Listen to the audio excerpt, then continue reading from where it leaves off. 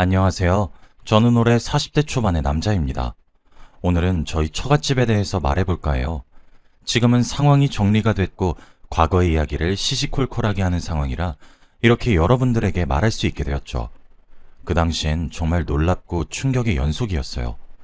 저는 아내와 행복한 결혼을 했습니다. 그런데 아내가 외동딸이기도 하고 장인어른이 워낙 유명한 딸바보라 결혼 허락을 받는 게 정말 힘들었어요.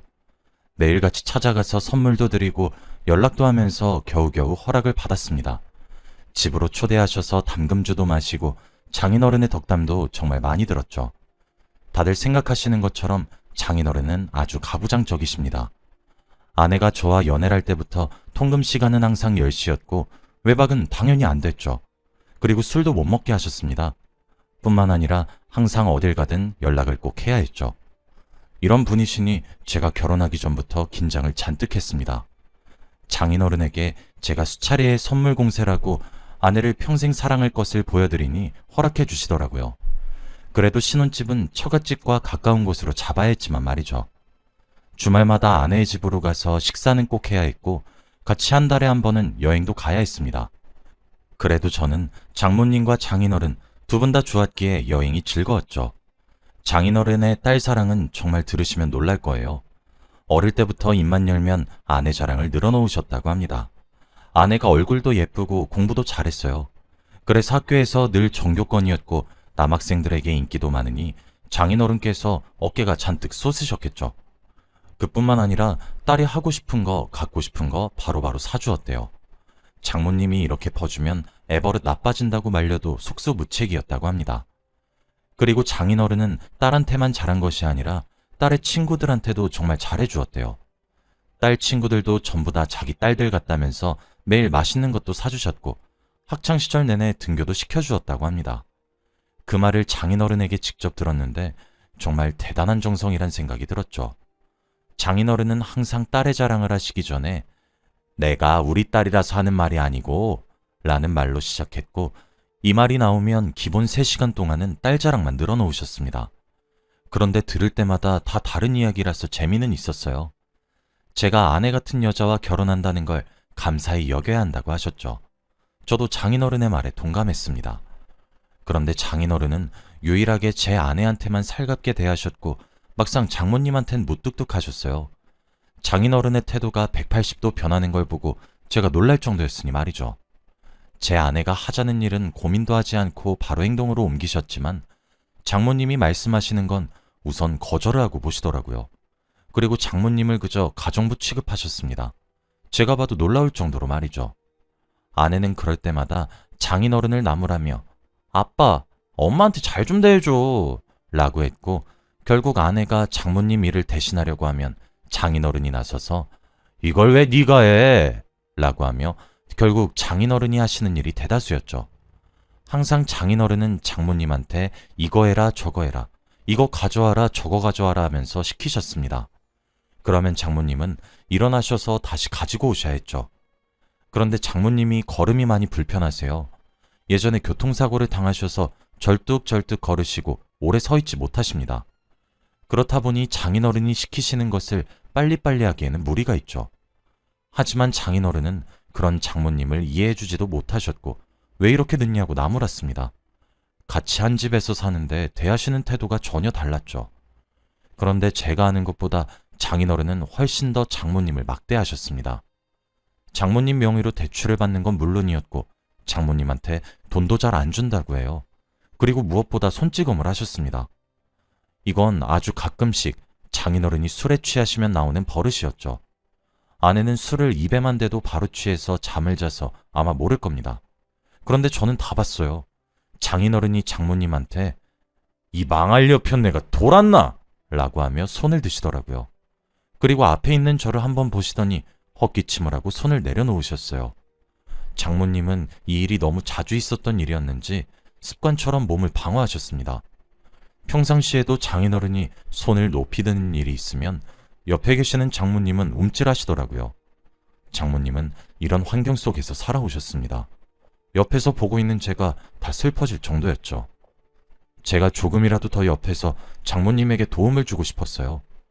저희 부부는 주말에 처갓집에서 가끔 식사를 하고 술을 먹은 다음에 자고 와요. 아내가 술만 먹으면 자니까 어쩔 수 없습니다. 그날도 어김없이 처갓집에서 자고 있었죠. 그런데 새벽에 잠이 오지 않아서 잠깐 거실에 나갔는데 누군가 주방 구석에서 흐느끼고 있는 겁니다. 저는 너무 놀라서 조심스레 다가가 보니 바로 장모님이셨어요. 장모님은 몸을 잔뜩 구부린 채로 서럽게 울고 있었습니다. 그런데 우는 소리가 안 들리게 하기 위해 손으로 입을 막고 울었죠. 그 모습을 보고 저도 모르게 눈에 눈물이 맺혔습니다. 정말 마음이 아팠어요. 저는 우는 장모님 옆으로 가서 달래주었어요. 그리고 토닥여드렸죠. 장모님은 저의 위로에 더 감정이 복받쳤는지 더 서럽게 우셨고 너무 힘들다고 말하셨습니다. 더 이상 장인어른과 못 살겠다고 하면서 말이죠. 저도 다 장모님을 이해한다고 말을 했지만 장모님은 저에게 이해할 수 없다고 했습니다. 아직 제가 모르는 비밀이 많다고 했죠. 장모님은 마음속에 그 상처를 혼자 꽁꽁 숨기고 있었습니다. 그리고 아무한테도 말을 하지 않았죠. 저는 그게 무슨 일인지 묻고 싶었지만 상황이 심각한 것 같아 물어보지 않았습니다. 그렇게 장모님은 몇 분 더 우시고 방으로 들어가셨어요. 그리고 장모님이 우셨던 건 저와 장모님만의 비밀로 간직하기로 했습니다. 저는 그날 이후로 장모님이 마음에 많이 쓰여서 자주 찾아뵈었어요. 한약도 많이 지어드리고 맛있는 것도 사드리면서 조금이라도 기분이 풀어지길 바랬죠. 그리고 아내와 함께 처갓집에 자주 방문했습니다. 아내가 처갓집에 가면 장인어른이 장모님을 막대하시지 못하니 평소보다 더 자주 갔죠. 아내는 자기 집에 자주 가니 더 좋아했고요. 저희 처갓집은 이렇게 위태위태한 환경을 이어가고 있었습니다. 그런데 결국 사단이 나고 말았어요. 그날은 여느 때와 다름없이 정말 평범한 날이었어요. 저와 아내 둘 다 각자 직장에서 일을 하고 있었던 평화로운 날 말이죠. 그런데 점심시간에 아내한테서 전화가 오더라고요. 원래 각자 일할 때는 카톡으로 연락을 하는 편이라 회사에 있을 때 전화를 잘 안 해요. 그래서 조금 당황스럽긴 했지만 전화를 받았습니다. 그런데 아내의 목소리가 이상했어요. 우는 듯한 목소리였고 말도 제대로 못하더라고요. 목소리만 들어도 무슨 일이 생긴 것이 분명했습니다. 아내는 지금 당장 병원 응급실로 오라고 했죠. 저는 아내가 한 번도 그런 적이 없었기 때문에 너무 놀라서 바로 반차를 내고 달려갔습니다. 가는 내내 무슨 일인가 싶었어요. 그리고 머릿속에 가족들이 혹시 다친 건가 싶어 정말 걱정이 되었습니다. 택시를 타고 병원에 도착해서 저는 아내를 찾았어요. 아내는 중환자실에 있었습니다. 그리고 침대 위에는 장모님이 계셨죠. 장모님은 링게를 맞으시고 주무시고 계셨습니다. 아내는 이제야 진정이 되었는지 얼굴이 만신창이가 돼서 앉아있더라고요. 저는 다급하게 무슨 일이냐고 물었습니다. 그리고 아내는 저를 데리고 밖으로 나가서 상황 설명을 해주었어요. 그런데 아내가 한 말은 정말 충격적이었습니다. 바로 장모님께서 쓰러지셨다고 해요. 장인어른과 대화를 나누다가 갑자기 뒷목을 잡고 쓰러지셨다고 합니다. 그리고 숨이 잘 안 쉬어지고 심장이 멎는 기분이 들었다고 해요. 그래서 그 모습을 장인어른이 보고 119에 신고를 했다고 합니다. 두 분이서 대체 어떤 이야기를 나누었길래 장모님이 쓰러질 정도냐고 물으니 아내도 모른대요. 장인어른한테 수백 번을 무슨 이야기를 나누었냐고 물으니 절대 말을 해주지 않는다고 합니다. 그래서 아내도 지금 답답할 노릇이라고 했죠. 두 분이서 나눈 대화 내용이 궁금하긴 했지만 그래도 그때는 장모님의 건강이 우선이었습니다. 의사 선생님께서는 깨어나시면 일반 병동으로 가셔서 며칠 더 입원을 하셔야 한다고 했어요. 그리고 충격 때문에 쓰러지셨고 깨어나시면 절대 스트레스를 받으면 안 된다고 했습니다. 장인어른은 장모님 옆에서 손을 부여잡고 장모님이 깨어나시길 기다리고 있었어요. 그리고 저희는 장모님이 깨어날 때까지 기다렸습니다. 장모님은 그날 새벽에 일어나셨어요. 그런데 일어나자마자 자신의 손을 잡고 있는 장인어른을 내팽겨 치셨습니다. 저희는 그런 장모님의 모습을 보고 너무 놀랐어요.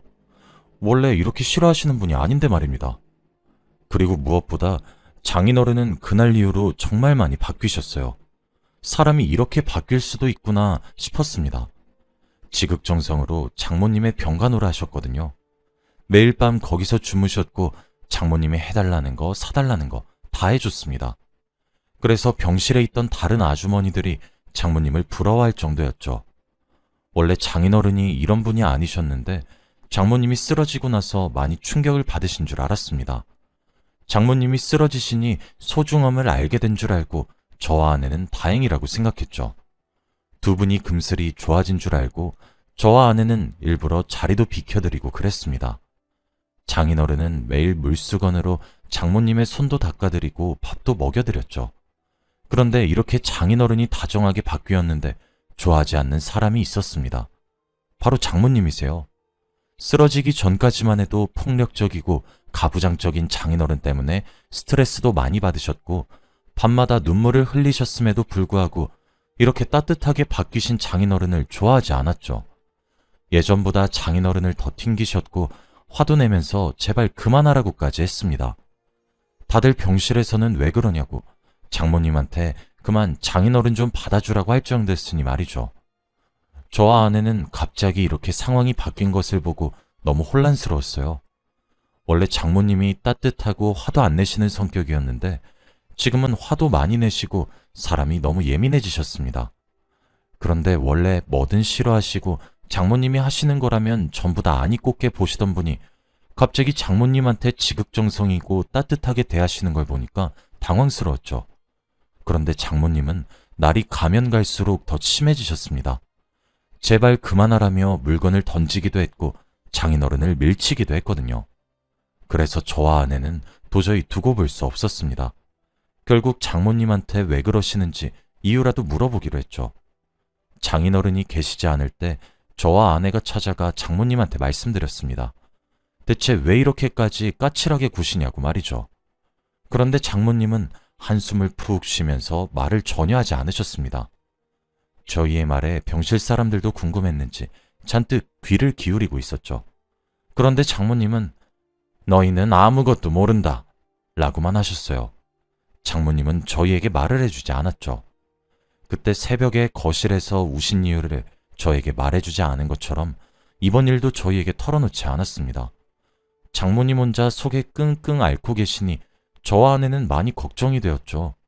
그리고 무슨 일인지 아무리 유추를 해보려고 해도 전혀 되지 않았습니다. 그런데 며칠 뒤 진실을 알게 되었어요. 그날은 장모님의 퇴원 날이었습니다. 저와 아내는 퇴원 수속을 하고 다시 병실로 돌아갔는데 장모님의 병실이 너무 시끄럽더라고요. 무슨 일이 생긴 건가 싶어 급히 병실 앞으로 갔는데 장모님이 한 여자한테 물건을 잔뜩 집어던지고 있었습니다. 그런데 장모님은 네가 뭔데 여길 찾아와? 라고 하셨죠. 그런데 옆에서 장인어른도 장모님을 말리고 있지 않았습니다. 저희는 너무 놀라서 장모님을 뜯어말렸죠. 장모님은 놓으라고 하며 그 여자의 머리채를 잡으려고 했지만 겨우 저와 아내가 말렸습니다.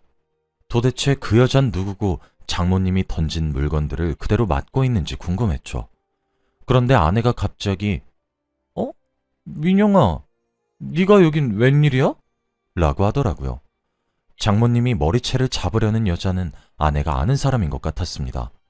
저는 이게 무슨 상황인지 도저히 이해가 되지 않았죠. 그때 민영이란 여자는 제 아내를 한번 보더니 갑자기 무릎을 꿇었어요.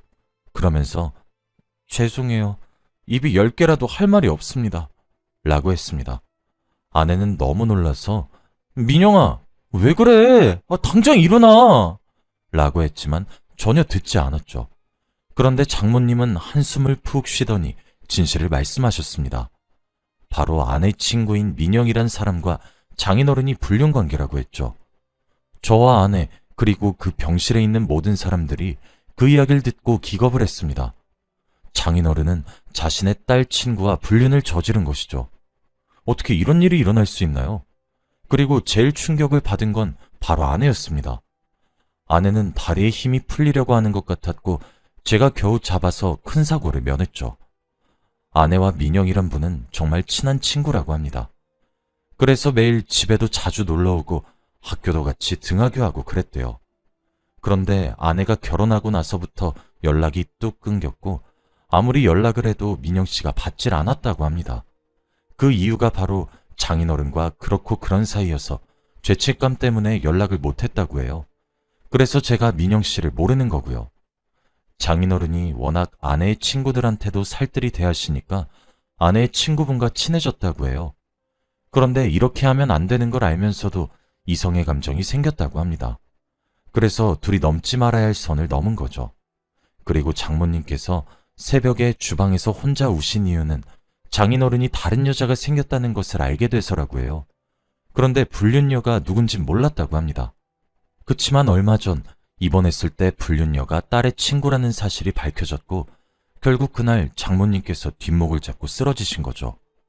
그래서 저희가 장인어른께 대체 두 분이서 무슨 이야기를 나누었냐고 꼬치꼬치 캐물어도 대답을 할 수 없었던 겁니다. 장인어른이 장모님한테 살뜰히 대한 이유가 바로 아내한테 말하지 말아달라고 했대요. 워낙 딸 바보시니까 딸이 자신한테 실망하는 것을 볼 수 없다고 말이죠. 그래서 그 부탁을 하기 위해 정성껏 모셨지만 이미 그때는 장모님께서 장인어른을 사람으로 보지도 않으셨으니 매번 까칠하게 대하신 거죠. 저희는 이런 드라마 같은 상황 속에서 할 말을 잃었어요. 그리고 장모님은 그 여자의 뺨을 내리쳤죠. 그런데 더 놀라운 건 그 여자가 뺨을 맞는데 하지 말라고 말린 사람은 바로 장인어른입니다. 정말 그 상황 속에서 어떻게 행동해야 할지 모르겠더라고요. 아내가 아니라 불륜녀 편을 드는 장인어른을 보고 어처구니가 없었습니다. 그리고 더 놀라운 건 뭔지 아시나요? 그 여자가 장모님을 찾아온 이유가 바로 이혼을 요구하기 위해서입니다. 자신이 장인어른의 아이를 임신했으니 이혼을 해달라고 말이죠. 정말 뻔뻔하고 예의가 없는 사람이었습니다. 그 병실 사람들도 다들 저희 집안의 상황을 마치 막장 드라마 보는 듯이 보고 있더라고요. 그리고 장모님도 이 상황이 어이가 없는지 헛웃음을 치셨고 병실을 유유히 나갔습니다. 그리고 저는 제정신이 아닌 아내를 데리고 병실을 빠져나왔죠. 정말 소름 돋고 무서웠습니다. 어떻게 세상에 이런 일이 저희 집에서 일어날 수 있나요? 딸의 친구와 그렇고 그런 사이라뇨. 저와 아내 그리고 장모님은 한동안 그 충격 속에서 헤어나올 수 없었습니다. 그리고 상간녀 소송과 이혼 소송도 당연히 진행했죠. 제가 아는 변호사도 소개시켜드렸고 결과는 승소를 했습니다. 두 사람은 어떻게 됐는진 모르겠지만 위자료를 잔뜩 주어야 하죠. 이렇게 상황이 끝난 줄 알았지만 역시 끝날 때까지 끝난 게 아니었습니다. 그 여자가 임신한 아이가 아들이었나 봐요. 그래서 장인어른은 저희 아내한테 연락을 하기 시작했습니다. 제발 한 번만 만나달라고 말이죠. 딸한테 버림받으면 세상을 살아갈 수 없을 것 같다며 사람 하나 살리는 셈치고 만나달라고 합니다. 그런데 아내는 그 모습을 보고 더 화를 내고 치를 떨어요. 결국 차단을 했습니다. 아빠라고 부르기도 싫다고 해요. 짐승만도 못한 인간이라고 말이죠. 저도 아내의 말에 동감합니다. 이렇게 저희 집안이 한번 뒤집어졌고 이제는 평화를 되찾았어요. 장모님은 장인어른이 안 계시니 오로지 자신을 위해서 사십니다. 저와 아내는 오히려 잘 됐다며 장모님을 응원하죠. 그리고 아내는 지금 임신을 했어요. 열심히 옆에서 도와주고 있는데 임신한 아내가 힘들어하는 모습을 보면 제가 다 가슴이 아픕니다. 다들 저희 집 같은 일이 없었으면 좋겠어요. 저희 이야기는 여기까지입니다. 들어주셔서 감사합니다.